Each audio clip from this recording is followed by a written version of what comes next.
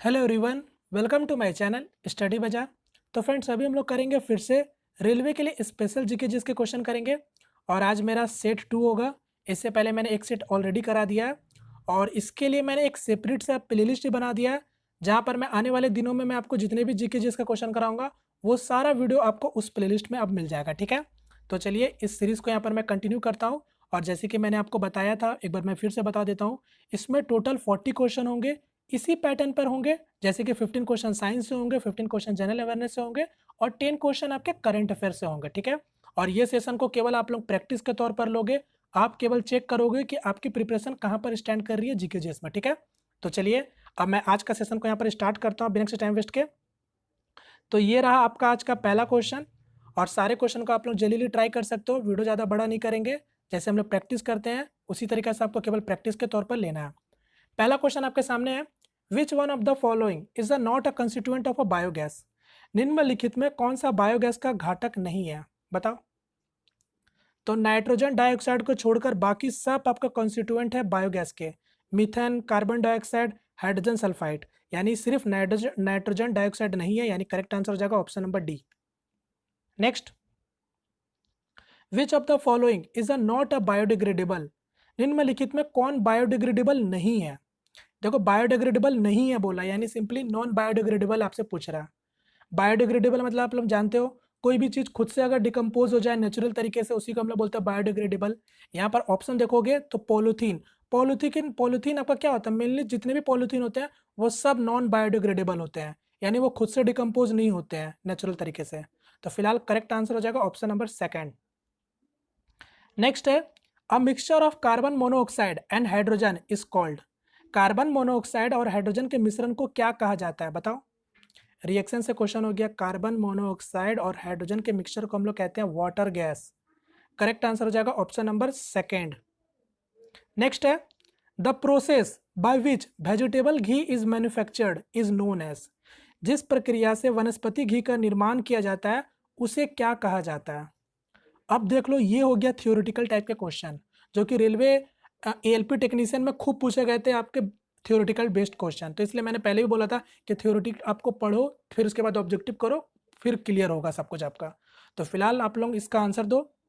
तो इसका correct answer हो जाएगा हाइड्रोजिनेशन कहते हैं हम लोग इस प्रक्रिया को, यानी करेक्ट आंसर हो जाएगा ऑप्शन नंबर सेकेंड। और ये क्वेश्चन आपके आरआरबी जेई में और एएलपी टेक्नीशियन में भी पूछे गए थे। नेक्स्ट क्वेश्चन है, water is a good coolant and is use to cool the engine of car, bus का truck etcetera. It it is because water has a dash. यानी पानी एक अच्छा शीतलक है और इसका उपयोग कार, बस, ट्रकों आदि के इंजन को ठंडा करने के लिए किया जाता है। इसलिए क्योंकि पानी में क्या होती है, बताओ। आप लोगों ने देखा होगा, कभी किसी का इंजन गर्म हो जाता है तो पानी डालते हैं। क्यों पानी डालते हैं? क्योंकि water has a high specific heat. ठीक है, पानी में उच्च विशिष्ट ऊष्मा होती है। जब आप उसको डालते हो तो वो पूरा हीट को एब्जॉर्ब कर लेता है। ठीक है, तो फिलहाल करेक्ट आंसर हो जाएगा option number first. Next question है, electron affinity of ideal gases is. आदर्श गैसों की इलेक्ट्रॉन बंधुता क्या होती है, बताओ। यहाँ पर देखो, आइडल गैसेस किसको बोलते हैं हम लोग, इसको हम लोग इनर्ट गैस भी बोलते हैं या फिर नोबल गैस भी बोलते हैं। 18th ग्रुप के एलिमेंट को, आपको पता है 18th ग्रुप के एलिमेंट क्या होते हैं, खुद में स्टेबल होते हैं, उसमें कोई एडिशनल इलेक्ट्रॉन की जरूरत नहीं पड़ती है। तो इस कारण से उसका इलेक्ट्रॉन एफिनिटी क्या होता है, ऑलमोस्ट जीरो होता है। यानी करेक्ट आंसर हो जाएगा option number first. Next question, who discover the circulatory system. यानी परिसंचरण तंत्र का खोज किसने की थी, बताओ। तो ये विलियम हार्वे ने खोज की थी। करेक्ट आंसर हो जाएगा option number second. Next, which metal is responsible for itai itai disease. Itai itai बीमारी के लिए कौन सी धातु जिम्मेदार है, सुपर इंपॉर्टेंट। करेक्ट आंसर हो जाएगा कैडमियम। ठीक है, जो कि आपके ये क्वेश्चन आपके आरआरबी जेई से लेकर एएलपी टेक्नीशियन से लेकर ग्रुप डी तक में पूछे गए थे। चलो नेक्स्ट क्वेश्चन कर बढ़ते हैं। In the process of galvanisation what is store on iron. तो गैल्वेनीकरण के प्रक्रिया में लोहे पर क्या जमा किया जाता है। तो ये सब किसी से भी गलत नहीं होना चाहिए, ये सब बोनस मार्क्स आपके होंगे आपके एग्जाम में। तो किसका कोटिंग होता है, जिंक का कोटिंग होता है, यानी करेक्ट आंसर हो जाएगा option number second. Next, what is the main component of protein that differ from carbohydrate and fat. यानी प्रोटीन वह मुख्य घटक है, वह मुख्य घटक क्या है जो इसे कार्बोहाइड्रेट एंड वसा से अलग करता है? बताओ। तो यहाँ पर देखो, कार्बन, हाइड्रोजन, ऑक्सीजन, ये तीनों क्या एक बेसिक मॉलिक्यूल है। ये तीनों आपका एलिमेंट जो है वो उस दोनों में अवेलेबल होते हैं। बट जो नाइट्रोजन है वो आपका प्रोटीन में एक्स्ट्रा आपका अवेलेबल होता है, जो कि आपका कार्बोहाइड्रेट और फैट में अवेलेबल नहीं होता, इस कारण से इसको डिफर बनाता है वहाँ पास। बात समझ रहे हो? ये माइक्रो न्यूट्रिएंट एक एलिमेंट है जो कि सिर्फ और सिर्फ आपके प्रोटीन में ही अवेलेबल होते हैं। यानी यहाँ पर करेक्ट आंसर हो जाएगा option number D. Next, diphtheria is a infectious disease caused by. तो डायफिथेरिया एक संक्रामक बीमारी है जिसका कारण, बताओ किसका कारण क्या है?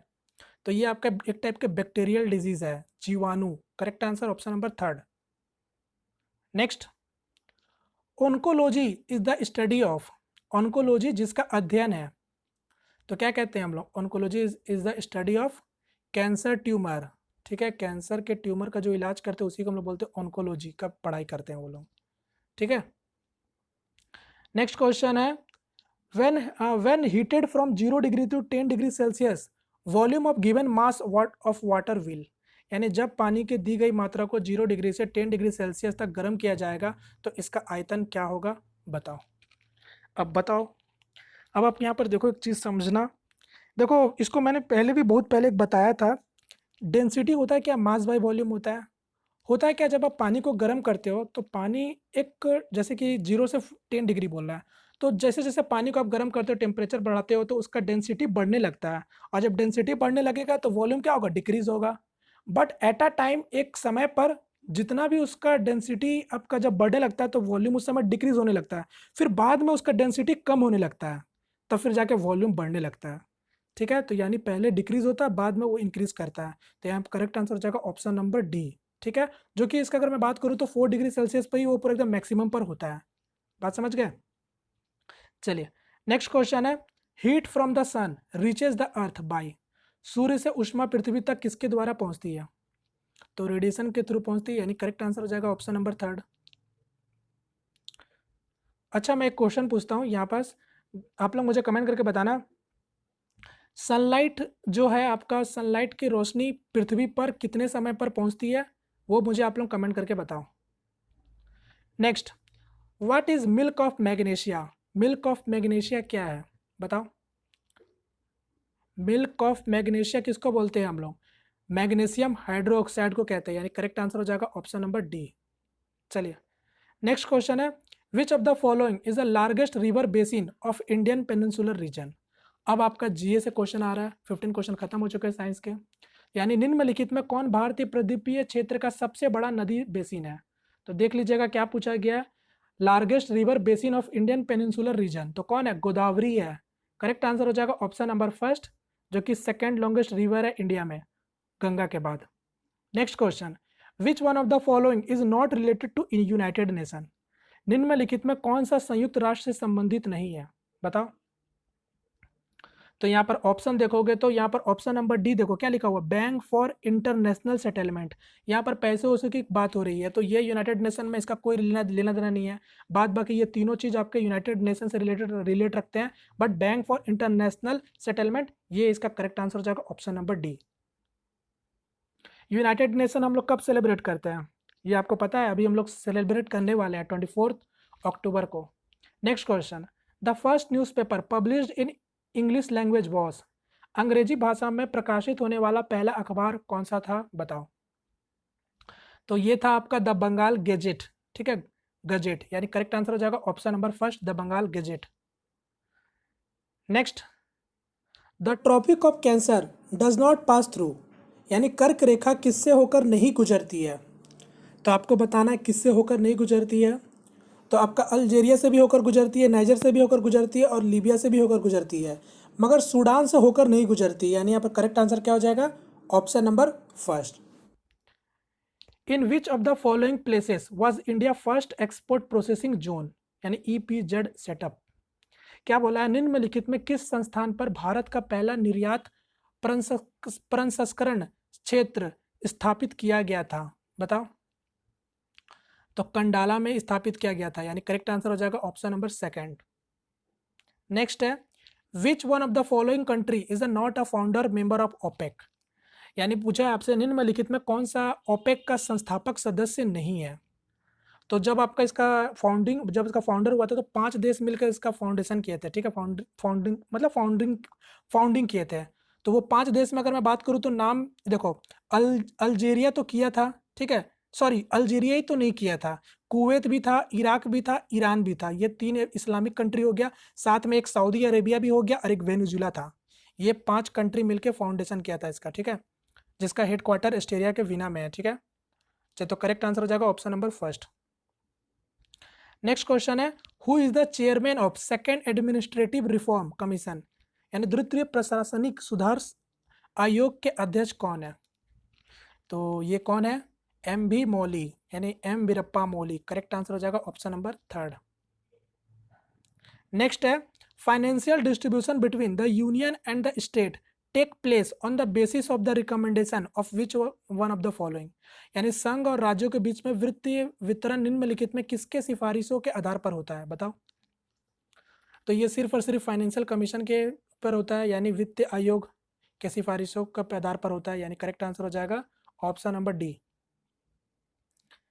अच्छा, एक क्वेश्चन अब ये देखो, इस एक क्वेश्चन में क्या है कि आपको 2 स्टेटमेंट दे दिया गया, केवल आपको बताना है कि कौन सा सही है कौन सा गलत है। समझ गए ये किस तरीके का है, तो बता दो आप लोग। पहला दे रखा है, article 46 of a constitution of India provide for free legal aid to schedule caste and schedule tribe. दूसरा है, article 14 of constitution of India provide for equality before law. तो बताओ कौन सा सही है कौन सा गलत है। तो सबसे पहले अगर आप आर्टिकल 14 देखोगे तो ये तो आपको सभी लोगों को पता होगा, फंडामेंटल राइट है। यहाँ पर क्या लिखा, constitution of India provide for equality before law, तो ये तो सही है, आर्टिकल 14 में ये डिस्कस की गई है। बट आर्टिकल 46 में देखो क्या दे रखा है आपको। आर्टिकल 46 अगर आपको याद हो तो आर्टिकल 46 में आपको प्रमोट किया गया एजुकेशन को शेड्यूल कास्ट और शेड्यूल ट्राइब के बीच में। तो फिलहाल इसका करेक्ट आंसर जो भी होता ये फॉलो नहीं करता, बस ऑप्शन या स्टेटमेंट 2 ओनली 2 ही फॉलो करता। समझ गए, क्योंकि जगह नहीं थी इसलिए मैंने उसको रखा नहीं। चलो next question, which one of the following jurisdiction of Indian judiciary cover public interest litigation, यानी भारतीय न्यायपालिका का निम्नलिखित में कौन सा न्याय अधिकार जनहित याचिका को शामिल करता है। तो कौन करता है, एपिलेट जुरिडिकेशन करता है, यानी अपील न्यायाधिकार करता है, यानी करेक्ट आंसर हो जाएगा ऑप्शन नंबर सेकेंड। माफी चाहूंगा ये क्या, चलो next question, which one of the following is the largest committee of a parliament, यानी निम्नलिखित में कौन सी संसद की सबसे बड़ी समिति है। सुपर इंपॉर्टेंट, तो ये है द एस्टिमेट कमिटी, जिसमें टोटल 30 मेंबर्स होते हैं और हर साल आपका इलेक्टेड होते हैं लोकसभा से। चलो नेक्स्ट क्वेश्चन, है अब आपका, which of the following sequence of oil refineries of India as they occur from south to north is correct, यानी भारत की तेल रिफाइनरियों के निम्नलिखित अनुक्रमों में से कौन सा दक्षिण से उत्तर की ओर सही है। यानी केवल आपको बताना कौन सा सही है आपका साउथ से लेकर नॉर्थ के टर्म में। तो देख लो पहले आप लोग ऑप्शन का, अगर हम हेल्प लेंगे तो कोची तो नीचे पड़ता है, ठीक है, कोयाली, ठीक है, कोयाली यहाँ भी कोची है और मैंगलोर है। तो कोयाली आपको पता है ये गुजरात में पड़ता है, तो ये तो आप हटा ही दो क्योंकि उससे भी नीचे आपका साउथ में कोची है। यहाँ पर देखो मैंगलोर से भी नीचे कोची है, तो यानी ये भी हटा दो। अब यहाँ पर देखो पहला क्या है, कोची, फिर मैंगलोर, ठीक है, फिर मुंबई और फिर कयाली, यही तो सही है, यानी करेक्ट आंसर हो जाएगा ऑप्शन नंबर फर्स्ट। ऑर्डर सही है। चलो मैं एक चीज़ और पूछता हूँ, एक और रिफाइनरीज का नाम याद है मुझे, डिगबोई रिफाइनरी, ये बताओ कहाँ पास है, कौन से स्टेट में।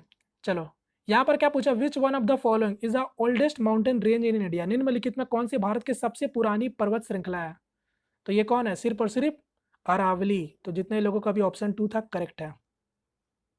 Next, which continent of a world does not have a desert, यानी दुनिया का किस महाद्वीप में रेगिस्तान नहीं है, बताओ।